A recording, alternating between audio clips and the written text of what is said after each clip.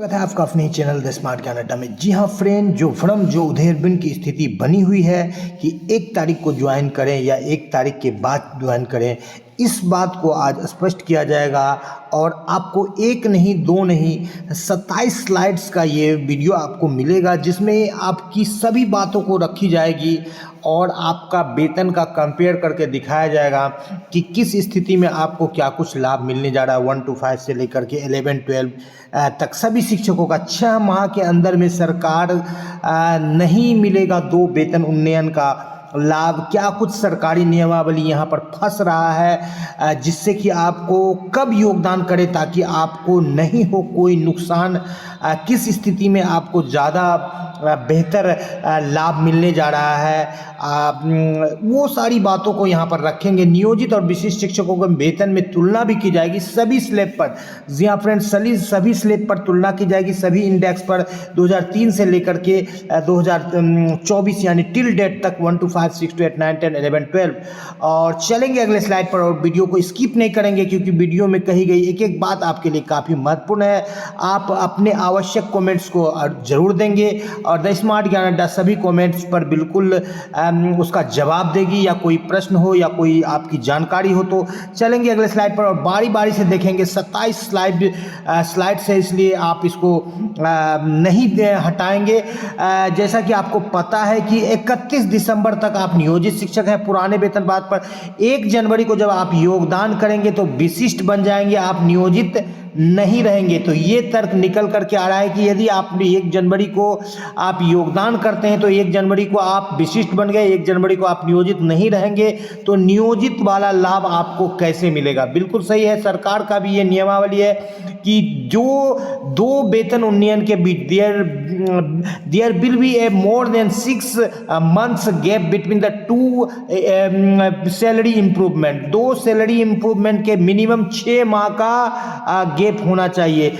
तो यहाँ पर मतलब कि आप नियोजित नहीं रहेंगे, आप एक तिथि को 2 पद धारण भी नहीं कर सकते। अब यदि वेतन संरक्षण की बात करें तो आपको उसी वेतन का संरक्षण मिलेगा जो उस पद पर आने से पूर्व आपको मिल रहा था। 1 जनवरी को आप नियोजित थे नहीं तो फिर आपको 31 दिसंबर के मूल वेतन पर संरक्षण देकर 1 जनवरी को विशिष्ट शिक्षक बना देगी। सनद रहे कि आप 1 जनवरी को नियोजित नहीं है तो फिर मूल वेतन में उस तिथि का वृद्धि होने के लिए आप अधिकृत भी नहीं हो सकते हैं। वेतन वृद्धि कैसे, जब तक बढ़ा हुआ मूल वेतन आपको एक भी दिन का नहीं मिला तो आप फिर बढ़ा हुआ मूल वेतन संरक्षण कैसे।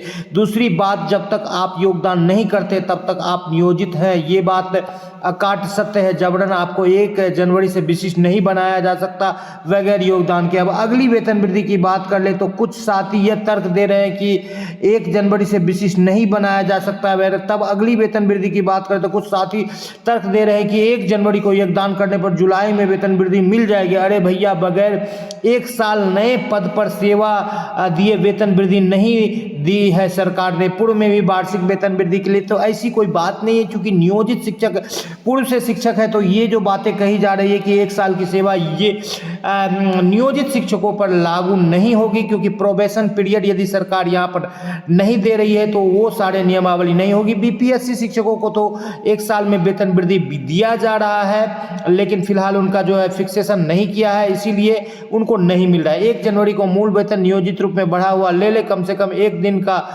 बढ़ा हुआ वेतन प्राप्त कर ले और इस वेतन संरक्षण का लाभ मिल जाएगा। तो 2 जनवरी को ये तर्क दिया जा रहा है 2 जनवरी को वेतन ज्वाइनिंग को लेकर। अब और भी आगे चलते हैं और देख लेते हैं क्या कुछ बातें निकल करके आ रही, फिर आपको निचोड़ दिया जाएगा कि आखिर आपके लिए क्या होगा। बीच में और भी कुछ बातें हैं। क्या कुछ बातें हैं? आपका प्रोन्नति का मुद्दा है, आपका विरमण तिथि से ग्रेड पे का भी मुद्दा है, जो कि आपके पूर्व के डेट से मिलेंगे, पूर्व के डेट से आप पर लागू होगा। तो आपका जो है निर्धारण जो किया जाएगा उसको संशोधन भी किया जाएगा। कम से कम प्रोन्नति और विरमण तिथि से ग्रेड पे के लिए आप बिल्कुल थोड़ा सा समय ले सकते हैं ताकि आपका आसानी से उसका संकलन किया जा सके। तो आपको निचोड़ बताया जाएगा कि किस डेट को ज्वाइन करना आपके लिए बेहतर होगा। यदि आपको मेरी बात सही लगेगी, तर्क संगत लगेगी, तो बिल्कुल आप मान सकते हैं, क्योंकि द स्मार्ट ज्ञान अड्डा बिल्कुल तर्क के कसौटी पर कसकर बात को कहती है, बिना किसी हवाबाजी पर यहाँ पर बात होता नहीं है। चलेंगे अगले स्लाइड पर और देख लेंगे। सभी पहलुओं को विचार करने के बाद ही योगदान ले लेना बुद्धिमानी होगी, अन्यथा के स्थिति में आप बिल्कुल मूर्खता के हकदार होंगे। प्राथमिक शिक्षा निदेशक के पत्रांक 2036, यहाँ पर तो गलत लिखा गया है। चलिए, दिनांक 21/12/2024 के पत्रिका कंडिका 5 में स्पष्ट उल्लिखित है कि विशिष्ट शिक्षकों की दिनांक 1/1/25 से वेतन अनुमान होगा, परंतु विद्यालय में योगदान की तिथि 1/1/25 होने की स्थिति में योगदान की तिथि से विशिष्ट शिक्षक का वेतन देय होगा। अर्थात आप 1/1/25 को ज्वाइन करें या फिर उसके बाद ज्वाइन करें, आपका विशिष्ट शिक्षक के रूप में वेतन निर्धारण 1/1/25 से वैचारिक या सांकेतिक रूप से करते हुए आपकी देयता योगदान तिथि से होगी। ऐसी कोई जरूरी नहीं है कि आपका योगदान तिथि से ही दिया जाएगा, योगदान तिथि से दिया जाएगा, लेकिन 1/1 से काउंटिंग नहीं होगा, 2-3 से। ऐसा नहीं होगा कि 5/1/25 को योगदान करने वाले पर एक वार्षिक वेतन वृद्धि चढ़ाकर वेतन निर्धारण होगा और 1/1/25 को योगदान करने वाले वंचित रह जाएंगे। ये बात तो बिल्कुल सख्त है कि आपको सरकार 2 वेतन उन्नयन 6 माह से कम के गैप में नहीं देने जा रही है किसी भी हालत में। ये आपका नियमावली भी है और इस पर यदि आप लंबी सेवा दे चुके हैं तो आपको बखूबी पता है कि कभी भी आपको 6 माह से अधिक का अंतराल चाहिए 2 वेतन उन्नयन लेने के लिए। तो आप खुद देख सकते हैं कि आपको पहले जो है नियोजित वाला वेतन उन्नयन लेने पर ज़्यादा फायदा है कि जो आप विशिष्ट बनने के बाद जुलाई में लेना चाहते हैं उसको लेने में ज़्यादा फायदा है, क्योंकि ये विशिष्ट वाला में आपकी ज़्यादा बढ़ोतरी होगी, उसका गैप ज़्यादा रहेगा, तो वही आपको लेने में ज़्यादा फायदा है। तो देख लेते हैं आगे क्या कुछ कहा जा रहा है। ऐसा नहीं होगा कि 5/1 को योगदान करने वाले एक वार्षिक वृद्धि चढ़ाकर और 1/1/25 को योगदान करने वाले वंचित रह जाएंगे। वित्त विभाग बिहार सरकार का स्पष्ट गाइडलाइन है कि यदि किसी शिक्षक के वेतन मान में कोई परिवर्तन होता है तो होने वाली तिथि के आगे पीछे वार्षिक वेतन वृद्धि में न्यूनतम 6 माह का अंतर होना चाहिए। संभवतः इसी बाध्यता के कारण शिक्षा विभाग ने विशिष्ट शिक्षक के लिए वेतन अनुमानिता की तिथि 1/1/25 से निर्धारित कर रखी है। इसलिए ज़्यादा दिमाग मत लगाइए और 1/1/25 को अपना योगदान दीजिए ताकि अगली वेतन वृद्धि 1/7/2025 को सुनिश्चित हो सके। 2/1/2025 से 7/1/2025 तक योगदान करने का एक नुकसान यह भी होगा कि आपको अगली वेतन वृद्धि 1/1/26 को मिलेगी। अब इतने स्पष्टता के बाद भी किन्हीं को कोई दिक्कत हो तो वो डायरेक्ट शिक्षा मंत्री से बात कर सकते हैं। तो यहाँ पर दोनों तरह की बातें आ रही है, लेकिन सबसे बड़ी बात है कि चाहे आप इधर जुलाई में ले लीजिए या इधर जनवरी में ले लीजिए, यदि जनवरी वाला आप इधर लेते हैं वेतन वृद्धि का लाभ जो आपके पुराने नियमावली के अनुसार आपको दिखाया जाएगा स्लाइड के अनुसार, जो एक वेतन वृद्धि मिलेगा, मान लीजिए किसी का 30,420 है तो 31,210 हो जाता है, तो उधर जो आप जाइएगा तो उधर वाला आपको फिर राज्यकर्मी वाला लाभ नहीं मिलेगा 31 से, वो 30,420 से ही सरकार देगी, क्योंकि 2 वेतन उन्नयन आपको 6 महीने के अंदर में सरकार नहीं देने जा रही है। इसलिए आपको जिस तरह से भी ज्वाइन कीजिए आपको एक ही वेतन वृद्धि का लाभ आपको देगी। तो उसी स्थिति में फायदा है कि अब जब आपको जुलाई में फिर वेतन वृद्धि का लाभ मिल जाए। जी हाँ फ्रेंड, चलेंगे अगले स्लाइड पर और इसको और ज्यादा स्पष्ट करेंगे और देखेंगे कि क्या कुछ बातें निकल करके आ रही है। जी हाँ फ्रेंड, इसको देख लेते हैं अच्छी तरह से ताकि किसी तरह की कोई कंफ्यूजन नहीं रहे। फिलहाल सरकार के द्वारा ये कंफ्यूजन क्रिएट किया गया है। यहाँ पर आप देख सकते हैं आज 31 तारीख के डेट में ये पत्र निकाला गया है। विशिष्ट शिक्षकों को 1/1/25 से विद्यालय में योगदान अनुमान होगा, परंतु विद्यालय योगदान की तिथि 1/1/25 होने के बाद स्थिति में योगदान की तिथि से विशिष्ट शिक्षक का वेतन देय होगा। तो जब यहाँ पर 1/1/25 के बाद योगदान की तिथि से विशिष्ट शिक्षक का वेतन देय होगा, तो ऐसी स्थिति में आप एक दिन पीछे आप जा रहे हैं तो आपको पीछे वाला मिल रहा है और आपको 6 महीना गैप यानी कि आप जनवरी में चली जा रहे हैं। ऐसी स्थिति में 1 जनवरी को ही आपका योगदान करना बेहतर होगा और 1 जनवरी को यदि आपको पिछला यानी कि पिछला वेतन वृद्धि नहीं मिल रहा है तो जो राज्यकर्मी वाला स्लाइड होगा उससे आपको एक वेतन वृद्धि आपको जुलाई में मिलेगा, अन्यथा आपको फिर जनवरी का वेट करना पड़ेगा। तो आपको दिखा देते हैं, ये सारी बातें पूर्व में भी हो चुकी है कि 2 जनवरी से आप यदि 1 जुलाई तक देते हैं तो आपका जो है जनवरी में वेतन वृद्धि होगा, और यहाँ पर 2 जुलाई से 1 जनवरी तक देते हैं तो फिर आपका 1 जुलाई को वेतन वृद्धि होगा। ये तो पुरानी बातें हैं और इसको बखूबी सब लोग जान रहे हैं, लेकिन जो 6 माह का गैप होना चाहिए 2 वेतन उन्नयन में, ये चीज़ नहीं आप देख रहे हैं, जिस कारण से आपको दिक्कत हो रही है समझने में। तो फिर चलते हैं अगले स्लाइड पर और देख लेते हैं कि क्या कुछ बातें निकल रही है और कहाँ से आप दिक्कत है, और आपके वेतन को तुलना करके भी दिखाया जाएगा। जी हाँ फ्रेंड, ये आपका वेतन बन रहा है और आपको 53% डीए पर अब आप देख लीजिए क्या कुछ दिक्कत हो रही। किसी भी स्लाइड को आप ले सकते हैं। मान लीजिए एक स्लाइड हम ले रहे हैं 30/420 से 31/310 जाकर के 2 तारीख को आप ज्वाइनिंग करते हैं तो 31/340 से आपका जो वेतन बनेगा, ध्यान रखेंगे 31/340 के बाद आपका नया वेतन जो बनेगा आपका क्या बन जाएगा। 31/340 के बाद यहाँ पर देख पा रहे हैं 2000 के ग्रेड पे में 31,670 बनेगा। 31,670 बन जाएगा 2 जनवरी को आपको। आपके हिसाब से यदि आप दोनों वेतन वृद्धि लेते हैं 2 जुलाई को, लेकिन सरकार देगी नहीं, सरकार आपको 30,750 ही देगी नहीं। अच्छी, यदि आपके हिसाब से मिल भी जाता है तो अब दूसरी स्थिति देख लेते हैं। इसी के लिए यदि आप 1 तारीख को ज्वाइन करते हैं तो 1 तारीख को आपको 30,420 का मूल वेतन मान करके चलिए कि नहीं लाभ मिलता है, तो उस स्थिति में भी आप 30,750 पर ही ज्वाइन करेंगे और अगला वेतन वृद्धि आपको जुलाई में मिलेगा। लेकिन 2 तारीख को ज्वाइन करते हैं और यदि आपको 30,750 का वेतन वृद्धि इस शर्त पर मिल जाता है कि आपका जो है 6 महीने का गैप नहीं है और यहाँ पर वहाँ भी आपको वेतन उन्नयन का लाभ मिल रहा है और यहाँ पर भी आप ले रहे हैं, दोनों जगह ले रहे हैं, क्योंकि यहाँ से आपका स्लाइड चल रहा है, आप दोनों जगह वेतन उन्नयन का लाभ ले रहे हैं, तो सरकार बोलेगी कि नहीं एक ही मिलेगा। तो 30,750 पर ही आप यदि 2 जनवरी को ज्वाइन करते हैं तो फिर अगली वेतन वृद्धि आपको कब चली जाएगी, 1 जनवरी 26 को चली जाएगी।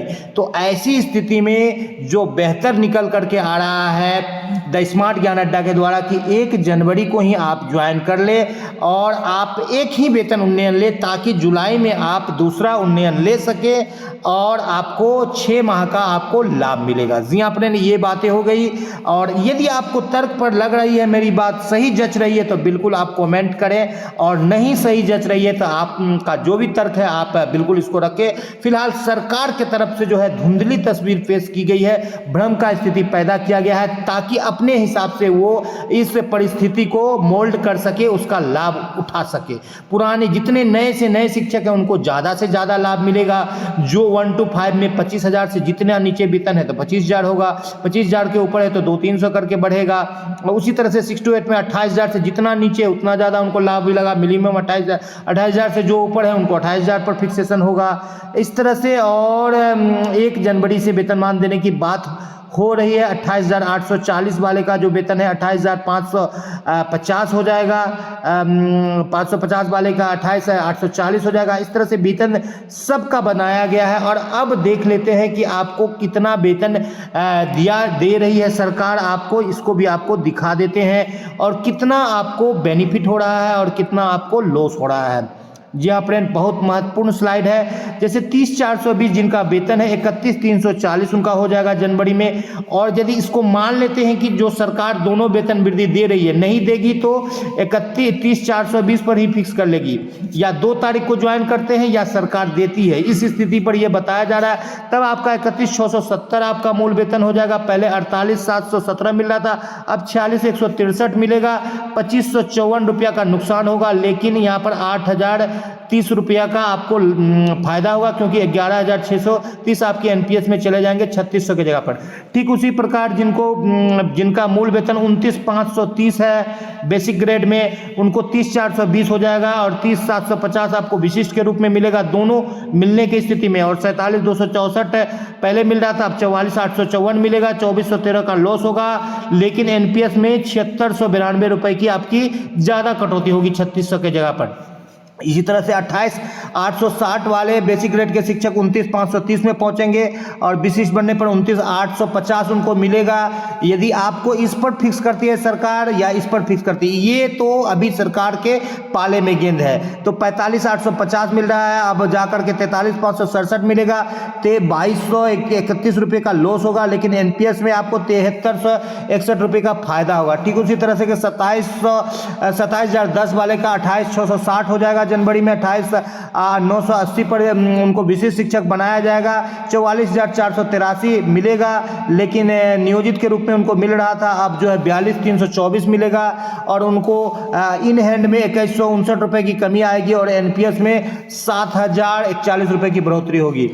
26,210 वाले को 27,010 मूल वेतन जनवरी में हो जाएगा। 27,320 विशिष्ट शिक्षक के रूप में ज्वाइन करेंगे। 41,876 आपको मिलेगा नियोजित के रूप में जो ज्वाइन नहीं करेंगे जनवरी में, लेकिन आप विशिष्ट बन जाएंगे तो आपको 39,956 ही मिलेगा।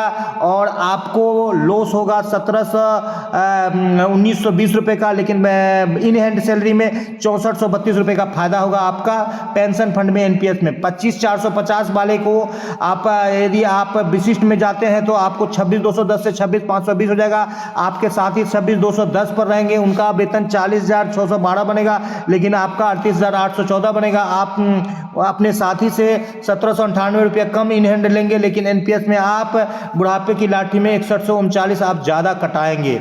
जी हाँ फ्रेंड, बात कर लेते हैं अन्य 6 to 8 के शिक्षकों की। 29,410 जिनका है मूल वेतन, उनको 30,300 हो जाएगा। 30,600 पर आप जाएंगे, 30,600 पर।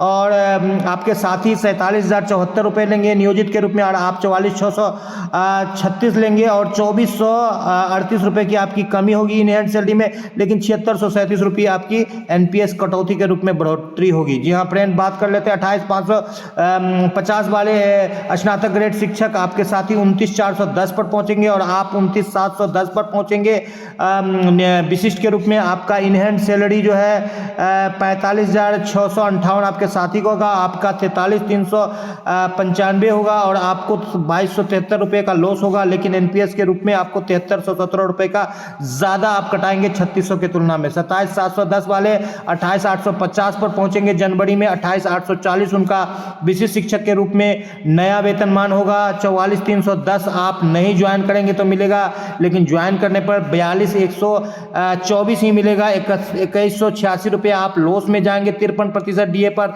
लेकिन 6991 रुपया आप फायदा में जाएंगे एनपीएस के रूप में। 26,890 वाले 27,710 पर जाएंगे और 28,000 पर उनका फिक्सेशन होगा, जो कि मिनिमम है। इससे जितना भी नीचे रहेगा 28,000 पर ही फिक्सेशन होगा, इसलिए नीचे वाले को ज़्यादा लाभ है। जितना ज़्यादा नीचे है, यानी एक 22 वाले 20 वाले, इन सारे शिक्षकों को ज़्यादा लाभ है। 43,440 आपको मिलेगा 53% डीए पर नियोजित के रूप में, और विशिष्ट के रूप में 40,926 मिलेगा। 2,514 रुपये का लॉस होगा इन हैंड में, लेकिन 6682 रुपये का फायदा होगा आपको बिल्कुल ये एनपीएस के रूप में। 30,000 मिलेगा आपको।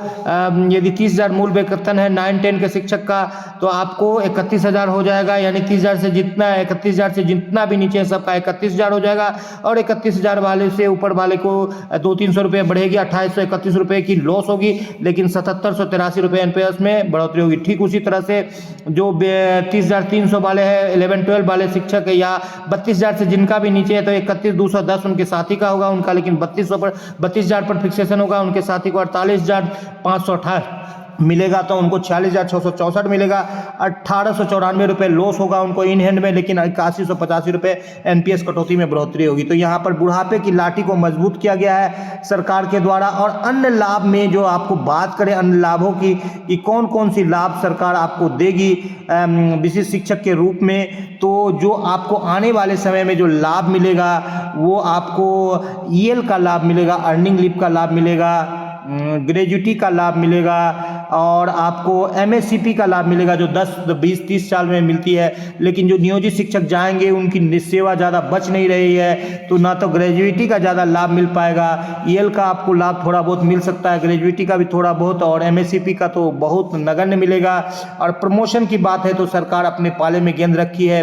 वो आपका अधिकार नहीं लिखा है इसमें। प्रमोशन को आपको बताया गया कि सरकार अपने मर्जी से देगी, तो यानी प्रमोशन को भूल जाइए, जैसा कि आपने पूर्व में भूल चुके हैं, या कुछ शिक्षक बहुत ज़्यादा जीवट वाले हैं तो उन्होंने लेकर के भी दिखाया है। तो इस तरह से जो है मेरे हिसाब से जो है 1 जनवरी को ही योगदान करना आपके लिए बेहतर विकल्प होगा, ताकि आपको 1 जुलाई को इंक्रीमेंट आप ले सके। 1 जनवरी के बाद किसी भी स्थिति में आप ज्वाइन करते हैं तो 1 जुलाई को आपको इंक्रीमेंट नहीं मिलेगा।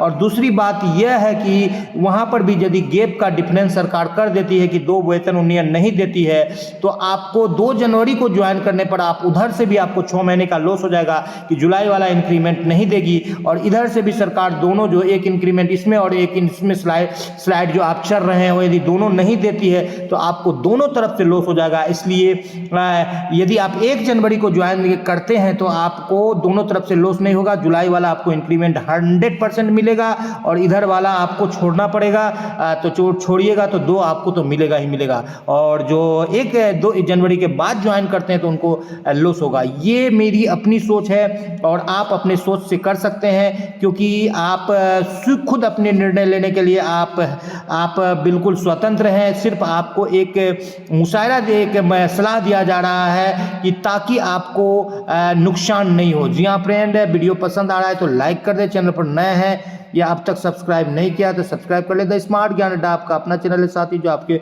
उज्जवल भविष्य की कामना करता है। वीडियो को शुरू से लेकर अंत तक देखने के लिए आपका बहुत बहुत धन्यवाद। आपका दिन शुभ हो। जय हिंद, जय भारत, वंदे मातरम। जो सबसे बड़ी बात है कि 6 माह के अंदर में नहीं मिलेगा 2 वेतन उन्नयन का लाभ। इसी में सारे विशिष्ट शिक्षक की वेतन और भी कम हो सकती है जितना वो सोच रहे हैं, और इसका जो है सरकार कहीं ना कहीं लाभ उठाएगी। जी हाँ फ्रेंड, इसी उम्मीद के साथ कि आपको आपका उज्जवल भविष्य मिले, आपको मनचाहा आपका वेतन मिले, आपको राज्यकर्मी के दर्जा के साथ साथ सभी सुविधाएं मिले। आपसे आपका दोस्त और होस्ट विदा लेता है। जय हिंद, जय भारत, वंदे मातरम।